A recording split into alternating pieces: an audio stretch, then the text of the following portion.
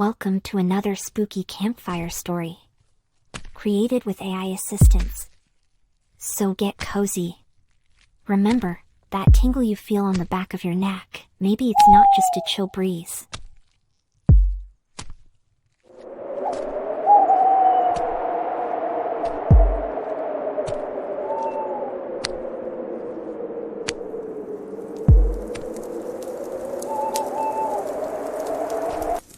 As an avid hiker and outdoor enthusiast, I've explored forests and wildlands across the country. But nothing could prepare me for the remote woods of rural Maine, where I would come face to face with a shape-shifting creature that would test my courage and push me to the very limits of human endurance. It was early October when I arrived in the small town of Baxter, nestled in the shadow of the Appalachian Mountains. I was determined to tackle the 100-mile wilderness, the longest stretch of the Appalachian Trail with no nearby road crossings. Other hikers had told tales of remote ponds, looming mountains, and terrain so rough it took your breath away.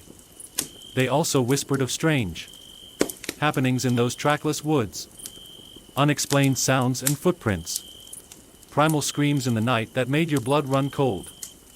Most dismissed them as tall tales, but I couldn't help but feel a twinge of excitement at the thought of exploring such wild country on my own.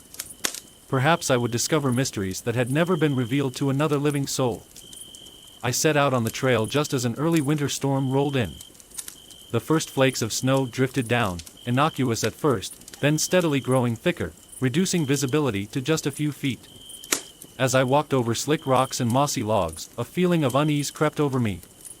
These heavy woods seemed almost sentient, the ancient trees leaning in close as if to swallow me up. I paused, contemplating whether to turn back. But I've never been one to give up easily.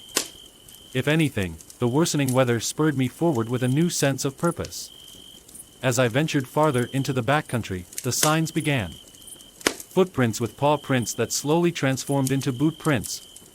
Strange symbols carved into trees, some kind of ancient writing I didn't recognize. Rock cairns that appeared almost ceremonial in nature. And then there was the feeling of being watched, though each time I spun around, there was nothing but silent woods. When I stopped to make camp that first night, an unearthly scream echoed through the trees. The haunting call was answered by another, even closer this time. It sounded almost human, but lower, guttural. Primitive. It turned my blood to ice even as my skin prickled with heat. I scrambled to start a fire, desperate to keep the encroaching darkness at bay. Over the next couple days, the phenomena grew stranger. I'd wake to find my camp ransacked, my gear and food supplies strewn across the forest floor. But not a single thing was missing. Once I spotted a hulking shadow passing behind my tent, far broader and taller than any man. When I worked up the courage to investigate, there were only those same shape-shifting prints traversing the muddy ground. The woods had fallen silent, not a single creature stirring. No bird calls, no scurrying of squirrels. Even the trees themselves seemed frozen, locked in place despite the wind gusting through their branches. The further I ventured into that remote forest, the more I felt the presence of some nameless thing. It lurked behind every bone-white tree trunk, watching me. Toying with me. And still I pushed myself to the limits of human endurance, refusing to acknowledge my growing dread. By the 5th day, I was utterly and hopelessly lost. No blaze marked the trees here. My compass spun wildly, unable to find north. The weather shifted by the minute, calm and cold one moment, blinding snow with gale-force winds the next. Each night the screams grew louder, closer, until they were directly outside my tent entrance in the midnight hours.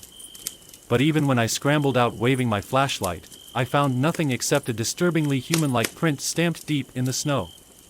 The torment continued the following day. I caught a shadowy glimpse of something monstrous slithering behind a rock. Moments later it had disappeared. Strange voices, guttural, inhuman, called my name from unseen places. And that penetrating feeling of being watched persisted. Somehow I knew, this is what had driven past hikers from these cursed woods, rambling out in a terrified frenzy. But still my stubborn pride kept me on the trail. Faster. Further. I had to push ahead. Prove that I could withstand whatever this forest could throw at me. Late in the afternoon of the 7th day, just as dusk was stealing over the silent woods, the creature finally revealed itself to me. There, between the snow-draped firs, something lurched out of the gloom. I froze, watching with hypnotic dread as it took shape. Massive. Powerful. At first it moved on all fours, a hulking beast with deep-set eyes that smoldered like hot coals. Then it reared up, hide rippling, until it stood over 8 feet tall. Fur retreated into mottled flesh, front legs twisting grotesquely into human-like arms, claws tapering into long, dexterous fingers. Its head was a horror, caught between wolf and human. Lips pulled back from dripping fangs in a gruesome mockery of a smile when it saw my stunned reaction. I was lost in my own thoughts, struggling to process everything I had witnessed. My mind could barely process what I was remembering. Those burning eyes. This was no ordinary animal. Arthur had been hunting anomalous entities for most of his life, yet I could sense he was still affected by each encounter. Before I could even think of fleeing, ways at the trailhead toward me with terrifying speed, by a harrowing changing again mid-stride. He slipped by the time it crossed into the dense woods between us, all traces of signs of that primordial evil.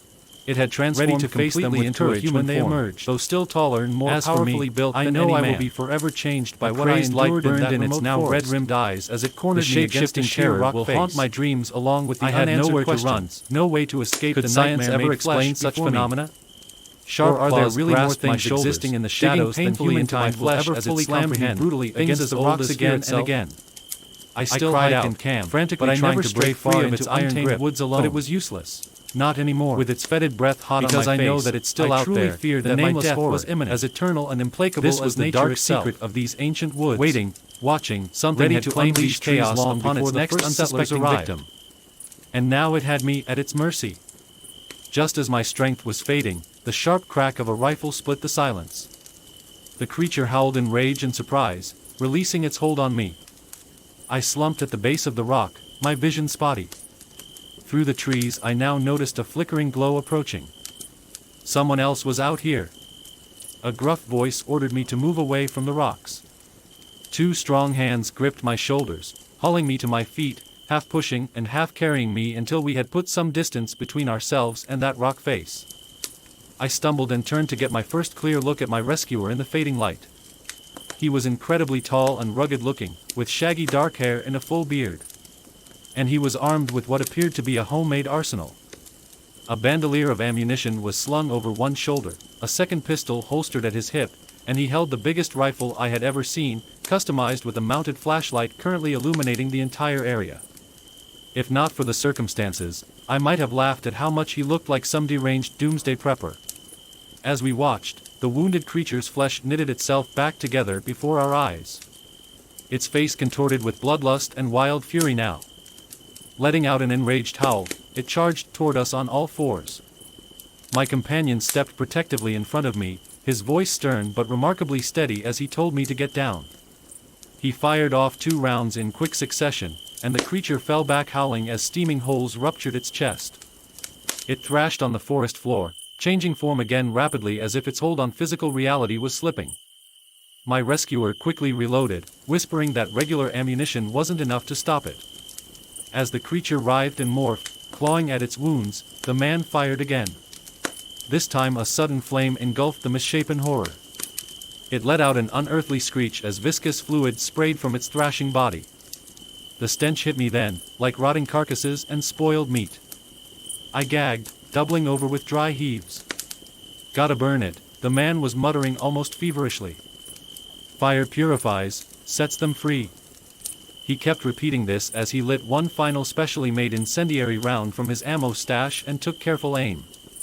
When he fired this time, the creature's body exploded into flames. The unholy screams abruptly stopped as the writhing mass disintegrated before our eyes. I watched in stunned silence as the last ember faded into darkness. Nothing remained except a scorched circle on the forest floor. Snow sifted down softly once more, already working to conceal the evidence of what had occurred here. In time no sign would remain at all. My rescuer introduced himself as Arthur, a rugged survival expert and cryptozoologist who had devoted decades of his life tracking and studying anomalous entities suspected to inhabit these remote woods. Werewolves. Shapeshifters. Ancient creatures with primal magic we modern folk long ago dismissed as fantasy. He helped me to my feet, treated my wounds, and escorted me safely out of that endless woods. As we hiked through the silent trees, he explained that the creatures are weakened and confused during transitions between physical states. Bright light helps disrupt their mystical camouflage, making them briefly vulnerable to weapons fire. But they heal rapidly and only fire can fully destroy them once manifested in physical form. We spoke little on the long trek back to civilization. I was lost in my own thoughts, struggling to process everything I had witnessed. I shuddered remembering those burning eyes, the fetid breath on my face. Arthur had been hunting anomalous entities for most of his life, yet I could sense he was still affected by each encounter. We parted ways at the trailhead, two strangers bound by a harrowing experience. He slipped silently off into the dense woods once more, searching for signs of that primordial evil, ready to face them with courage when they emerged. As for me, I know I will be forever changed by what I endured in that remote forest. The shape-shifting terror will haunt my dreams along with the unanswered questions. Could science ever explain such phenomena? Or are there really more things existing in the shadows than humankind will ever fully comprehend, things as old as fear itself? I still hike and camp, but I never stray far into untamed woods alone. Not anymore. Because I know that it's still out there, the nameless horror, as eternal and implacable as nature itself. Waiting, watching, ready to unleash chaos upon its next unsuspecting victim. The end. If you enjoyed this spooky story, please like, subscribe for another spooky campfire story, and please leave a comment.